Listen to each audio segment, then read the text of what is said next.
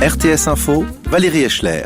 Alain Berset prend très au sérieux l'appel lancé par les grands hôpitaux suisses. Le ministre de la Santé l'a dit ce soir dans le 19h30 de la RTS. Les 5 hôpitaux universitaires du pays, dont le CHUV à Lausanne et les HUG à Genève, ont envoyé cette semaine une lettre au Conseil fédéral pour exprimer leur grande préoccupation quant à la situation actuelle. Ils demandent une intervention plus stricte du Conseil fédéral pour lutter contre le Covid-19. Si la pandémie dont on assiste à un rebond depuis une dizaine de jours ne devait pas ralentir, le Conseil fédéral devrait annoncer de nouvelles mesures vendredi, a précisé ce soir le ministre de la Santé. Selon lui, toutefois, déclarer à nouveau la situation extraordinaire ne servirait à rien. Et à Glaris, en raison du nombre croissant de cas de coronavirus, une école de degré secondaire 1 sera fermée jusqu'aux vacances de Noël. Jusqu'à présent, 30 élèves et enseignants ont été testés et le résultat était positif pour une douzaine de personnes, selon le maire de Glaris. Demain, ce sont donc 260 écoliers et professeurs qui seront testés. La décision de ce test de masse a été prise en étroite concertation avec le médecin cantonal. En France, une fête clandestine réunissant 500 personnes a été évacuée la nuit dernière à Marseille dans le cadre d'une patrouille Covid. Des verbalisations ont été dressées pour violation du confinement. C'est la soirée la plus importante signalée dans le pays depuis le début de la crise du coronavirus. D'autres fêtes clandestines ont aussi eu lieu ce week-end à Strasbourg et Nantes.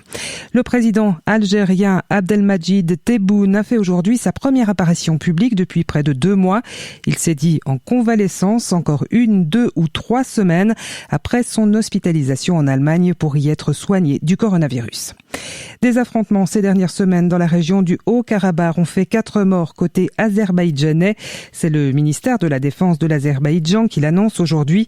Il s'agit des premières victimes signalées depuis l'entrée en vigueur le 10 novembre d'un cessez-le-feu conclu sous l'égide de la Russie.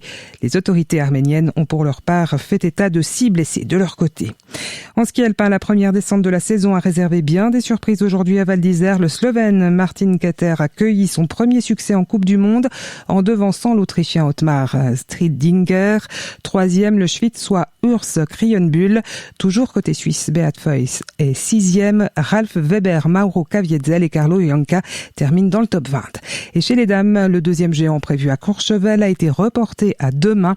En raison de fortes chutes de neige, la sécurité des skieuses ne pouvait pas être garantie aujourd'hui. Météo, demain, des brouillards matinaux sur le plateau jusque vers 600 mètres. Ailleurs, le temps sera assez ensoleillé, malgré des passages nuageux en augmentation. Il fera de 5 à 8 degrés l'après-midi. En fin de journée, une perturbation atteindra l'ouest de la Suisse. Elle amènera des précipitations la nuit suivante. Mardi, le ciel restera souvent très nuageux et pluvieux. La limite de la neige s'abaissera progressivement de 2000 à 1400 mètres en fin de journée.